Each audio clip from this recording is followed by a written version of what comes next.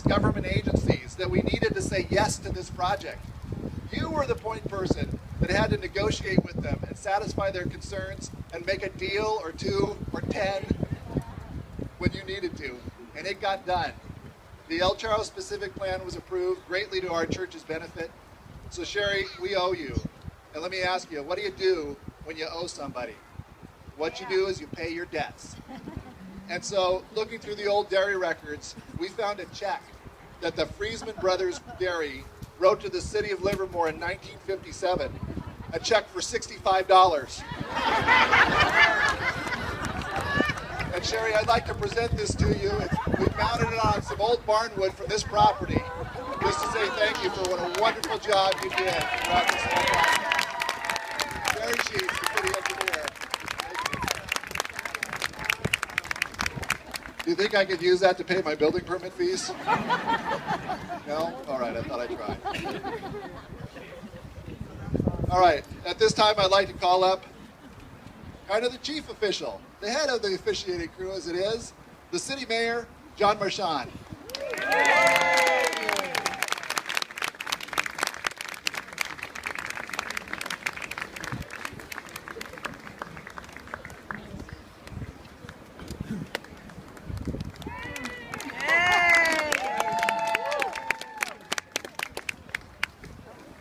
Thank you very much. This is a great honor. This really speaks to the power of faith.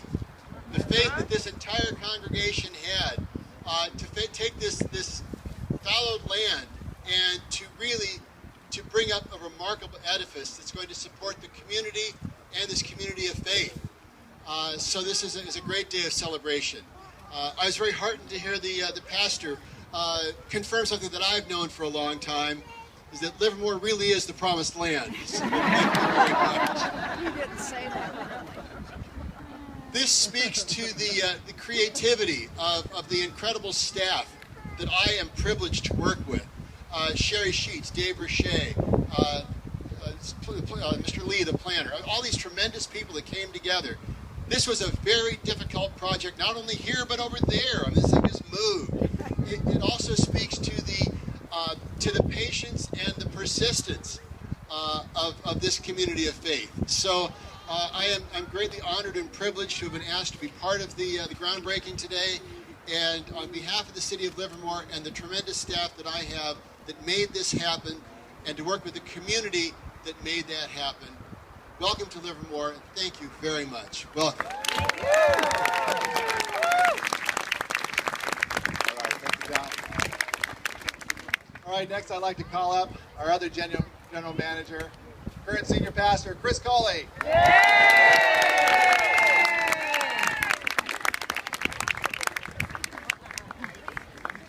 Thanks. I will try to get this in before it starts raining on us. I told you in an email yesterday there's a 10% chance of rain, and then my wife pointed out to me that means there's a 100% chance of rain in 10% of the places. So hopefully we won't be one of those places. Dave's thanked a lot of people. I just have a few more I want to thank. So many of you have come out and volunteered an endless amount of hours cleaning this place up over the last 4 or 5 years that we've been out here, and you know what a project it is to have gotten this place to even look like it looks now. How many car engines, Dave, did we find out here? Well, there was 13 abandoned vehicles. 13 abandoned vehicles. How many tires? There was 174 tires. 174 abandoned tires. How many refrigerators were pulled out of the creek? 33 in one day by our men's ministry. So let's hear it for those volunteers.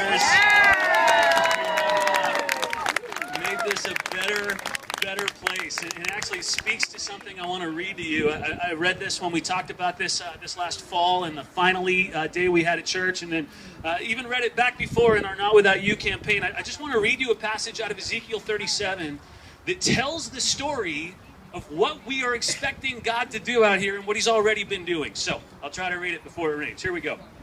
Ezekiel 37:1, it says, "The hand of the Lord was on me, and he brought me out by the Spirit of the Lord and set me in the middle of a valley.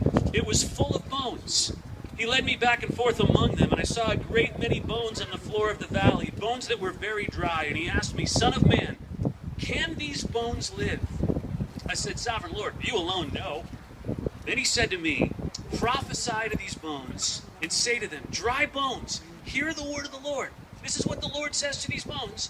I will make breath enter you, and you will come to life. I will attach tendons to you and make flesh come upon you and cover you with skin. I will put breath in you, and you will come to life. Then you will know that I am the Lord. You know, as you look at this property and all that it is, what it is really is a bunch of dry bones.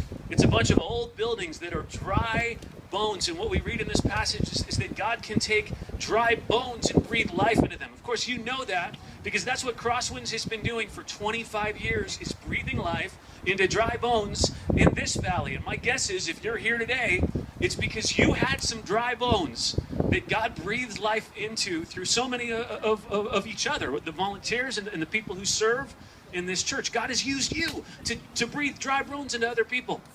Well, the story that we hope to tell out here on the Friesman Dairy is the story of what it looks like for God to do something where he restores dry bones, takes old things that have been abandoned and forgotten and neglected, and he makes something new out of them. And really, we hope that as people walk out here and they see the newness that he's created out of the old, that they will see the potential in their own lives for God to make something new. And so that's our prayer. And over the next months, as we begin building and getting ready for opening Sunday, which we'll see you all before opening Sunday. We'll see you all every Sunday, but we'll see you all opening Sunday. We are praying that that is the story God tells, what it means to make something new out of old bones. All right, one other person I want to thank, because no one has yet. Dave Nielsen has done an incredible job with all that he has done, and put many years of his life into this thing. And we're so grateful for your leadership. So, Dave, real quick, do you know that Visioneering is over here? Okay, you going to talk about them?